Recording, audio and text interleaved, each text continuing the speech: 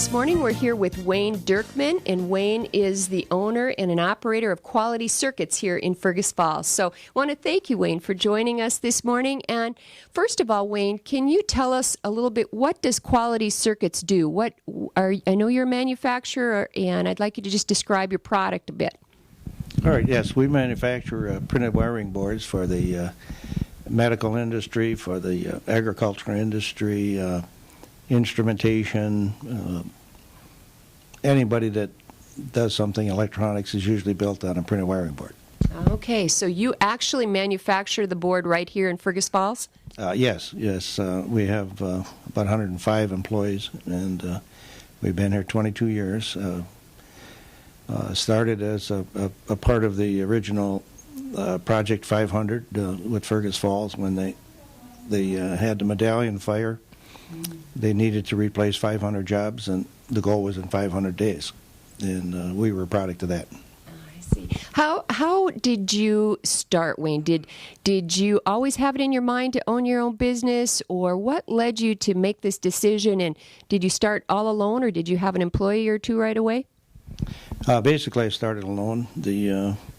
I've always been in manufacturing management, and I've always believed that if you treated people right, you could be a lot more successful than the old mode where the manager was responsible for everything, and you had to browbeat people to get work done. Where I thought if you could get them self-motivated, they would do it, and my job be easier. What year did you start, Wayne? 1988. In your own building, or? No, we were in the village incubator building. And one of the unique things that Fergus did is they put together a loan pool program where the money we borrowed was shared between 10 different institutions, and we were able to create a business for the price of a used car loan. So you started by yourself, and then tell me, how did it evolve to being 105 employees and making products that you likely ship all over the country and probably the world? Yeah, basically we start with one account, and part of when you go in your own business, you have to have friends, and you need people. The most important thing is somebody has to get an order. A lot of people could build things, but somebody has to sell it, and somebody has to have confidence in you that you will deliver it. And if you do it right, it'll continue to grow. No, we gradually ramped up, maybe a couple people per month. What we do is we built on each account, took care of the account properly to grow, meet their needs, and then move on to another. We call them partnerships with our customers. And we still have basically every customer we started with 22 years ago. What do you feel has been the biggest risk involved with your business, Wayne? Risk of getting into business is a risk, but an entrepreneur really, if he's going to be successful, you pre-calculate the risk. You don't take a big risk. You move into a project or whatever when you know you can be 99% sure of succeeding. So the only risk is just doing it. Do you have a certain philosophy about your employees, Wayne, and how do you feel that Quality Circuits has affected their lives? The philosophy, one of the reasons I want to go into business and test the philosophy too, of treating people right. What we do is, if you take the typical management pyramid where the boss is at the top and the lowly workers at the bottom, what you have to do is flip that over. And the most important guy in the equation is the guy building products, the worker. So if you look at it from the bottom, the manager has to look, rather than from the top down, he has to look up to the guy producing product and say, what can I do to help you do it better, more efficiently, lower cost, safer, and flip that pyramid over. Sometimes in today's environment, they make profit sound like a bad word, or like, profits are just huge and they're all on Wall Street and whatever. Tell me, what does profit mean to you and in a business your size?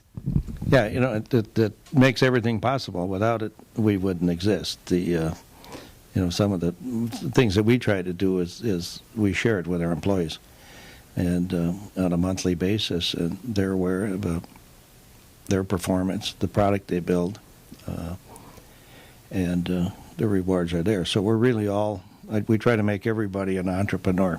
So the people aren't working for me. We're all working for the customer to build a better product and lower the cost.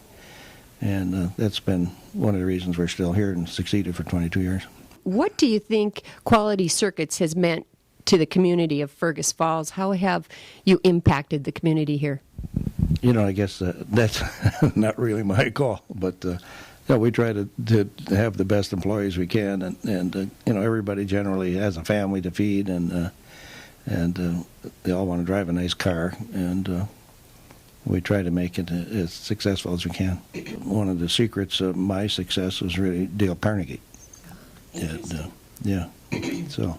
Did you take that years ago as a young person or recently?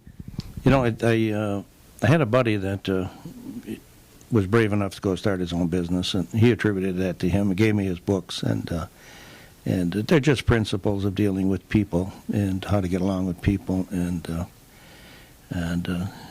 little confidence builders, and it has an impact, yeah.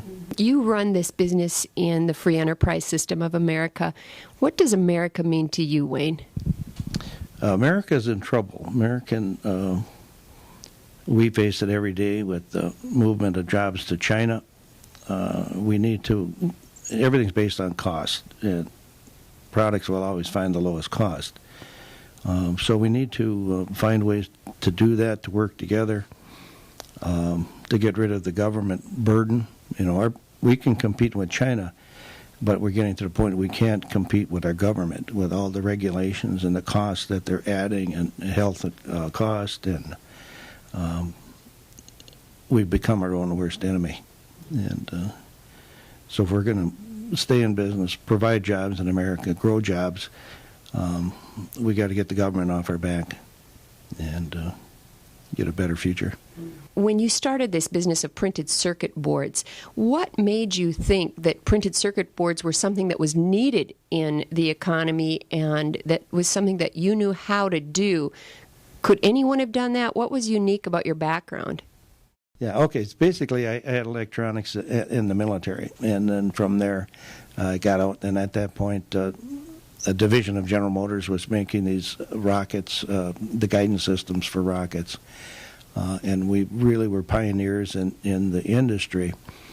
And from there we broke off, started a company in Milwaukee, and from there about 3 or more companies after. And, okay.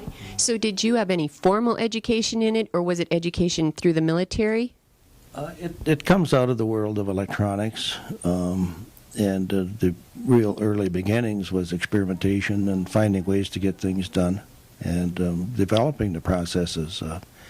At one time, we actually used to put molasses in a tank as a grain refiner for plating, which nobody knew what it was, but it did work because it was an organic material which acted as a brightener in the plating tank.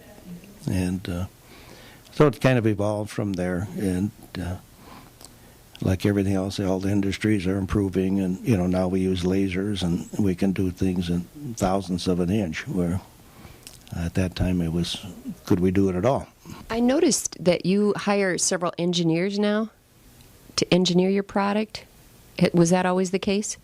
Yes. One of the key engineers is you got to have chemical people, because we plate chemistries and the circuits are etched, and so we get mechanical engineers because it's a variety of different disciplines. We have machining, we have drilling, the graphic arts, so design engineers. Now we have electrical engineers, chemical engineers, mechanical engineers, industrial engineers. It's an industrial setting. Did you ever work just a 40-hour week? No. Then that's one of the things about an entrepreneur, basically. If you love to work, I love to work. I'm retired, but now I can do what I want to do, which is work. So Oh, I'll die with my boots on. Of the customers that you've kept all the life of this business, where are those customers? Where's this product going to? One of our largest customers is John Deere. Most people would be surprised to see that basically almost 100% of their electronics are built here in Fergus Falls, where we have people driving around in John Deere's. But they're a high-quality company. They're very demanding quality and service. And our name is Quality Circuits. We use the tools to make better quality product. And for 6 years in a row, we have achieved a partnership rating with John Deere. And out of thousands of worldwide suppliers for John Deere, last year we were number one. Of the customers that you've kept all the life of this business, where are those customers? Where's this product going to? One of our largest customers is John Deere. Most people would be surprised to see that basically almost 100% of their electronics are built here in Fergus Falls, where we have people driving around in John Deere's. But they're a high-quality company. They're very demanding quality and service. And our name is Quality Circuits. We use the tools to make better quality product. And for 6 years in a row, we have achieved a partnership rating with John Deere. And out of thousands of worldwide suppliers for John Deere, last year we were number one. Another major market segment for us is the medical field. We make a lot of product for Johnson & Johnson. We make a line of products for harmonic scalpels, which are used in surgeries, where you can take a harmonic scalpel and cut off a blood vessel, seal it, and cut at the same time. So they call it a bloodless surgery. So we work closely with the engineers at these companies to develop circuitry that fits and works, and that's growing. So as they get projects, new knives and so forth, we're involved in early development and manufacture. What kind of investment do you have in your equipment? Can we ask, Wayne? Yes, we have over $20 million worth of machinery invested, and we like to say it's paid for. So we're selfish about our money. We don't give it to the banks. We reinvest it. How's the economy affecting you? Right now, we've had two big growth peaks and two dips, one in 2000 and then the last one. And at each time, we were forced to cut back on hours and lay people off, which I don't like to do. But right now, we're maintaining, and we hope to, at the very minimum, do that.